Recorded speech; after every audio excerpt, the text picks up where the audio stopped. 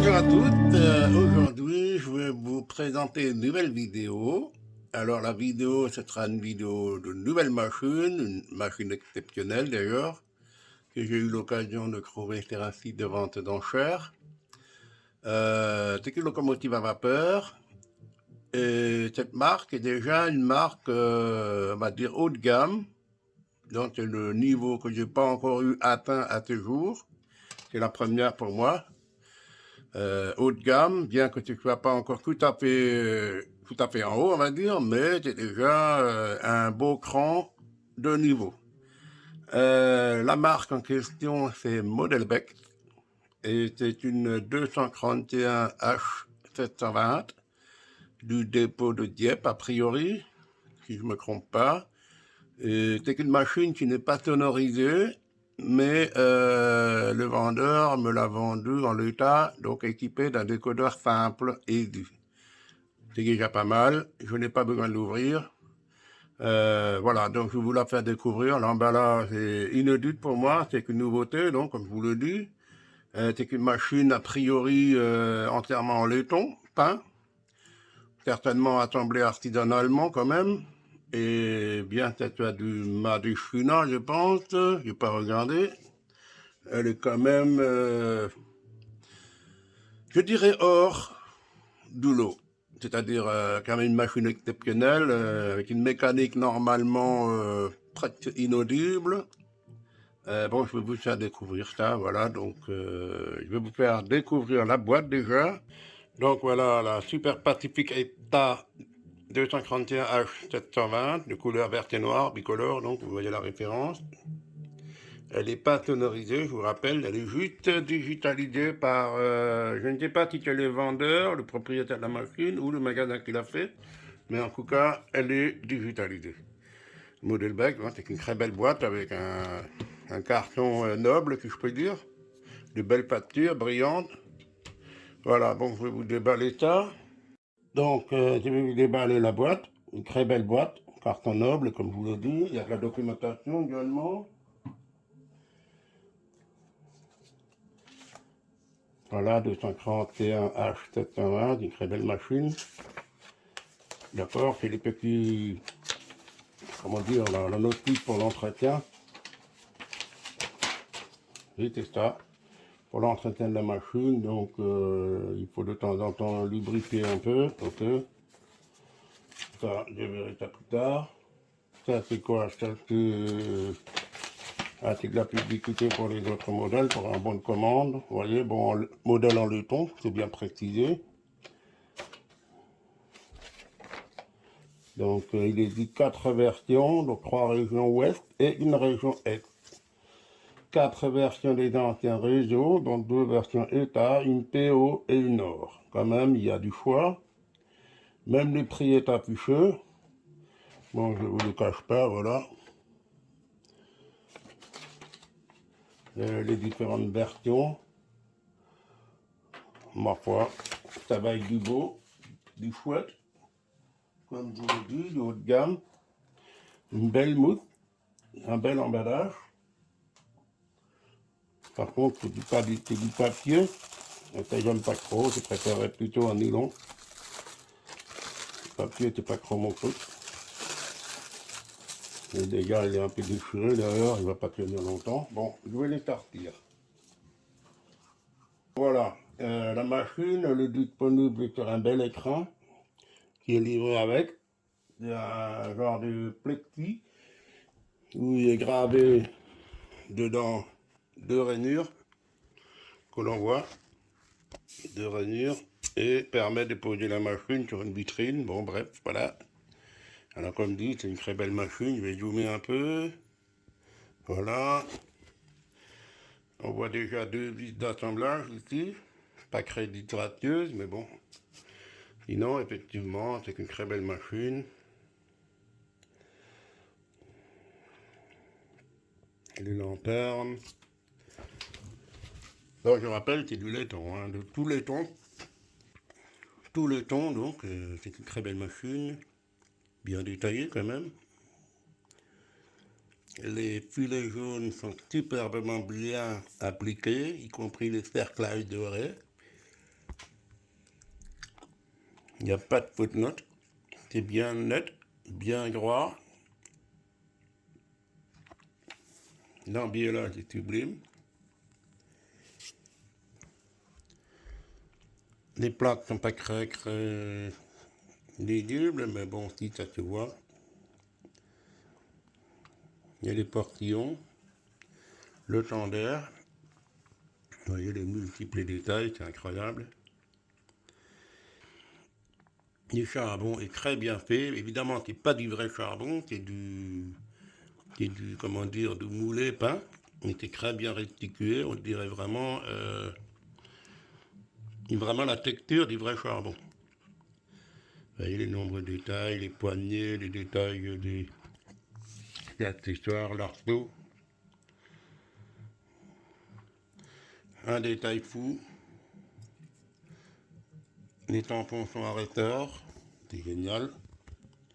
Il y a des feux blancs, rouges et verts, rouge et blanc. Non, il n'y a pas de feu rouge, pardon. Que des feux blancs avant-arrière, réversibles.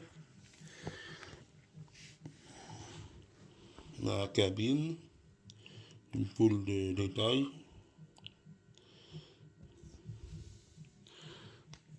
Superbe. Il n'y a pas de possibilité de fumigène prééquipé, je ne pense pas. Bon, de toute façon, je ne vais pas me risquer de salir cette belle machine. Voilà. Je vais la poser sur les rails. Et donc voilà la machine posée sur les rails. Donc je vais commencer par l'allumage de l'éclairage.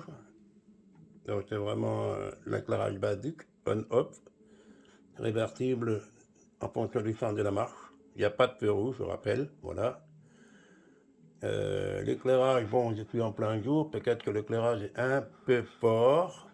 Je vais voir si je ne peux pas diminuer la clarté, mais bon, ça ne sera pas pour tout de suite. Un paramètre dans le décodeur.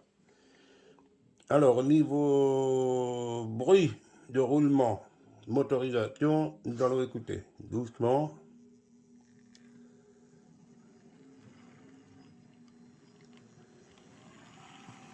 Effectivement, nous n'entendons quasiment rien.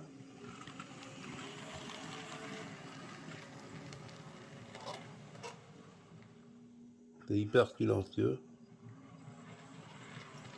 Je précise que j'ai des rails, des vieux rails joueurs encore de 100. Donc c'est peut-être pas forcément une voix adaptée aux machines haut de gamme, mais bon, je fais avec. Mais ça a l'air de tourner correctement. Je vais faire un petit tour, puis je vais voir si ça n'a pas de déraillement ou quelque chose, vu la finesse des roues, des boudins notamment.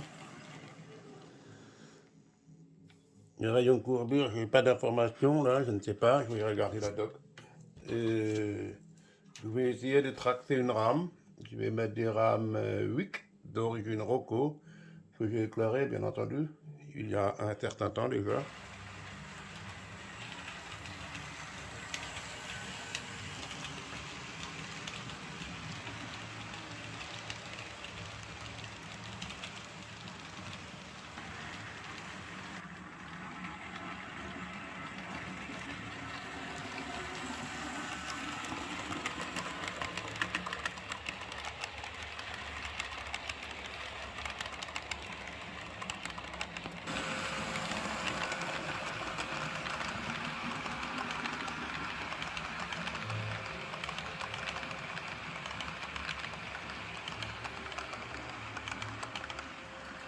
Donc voilà la locomotive, la 241 H720, une superbe machine entièrement en laiton, avec un ralenti impeccable, il n'y a rien à dire.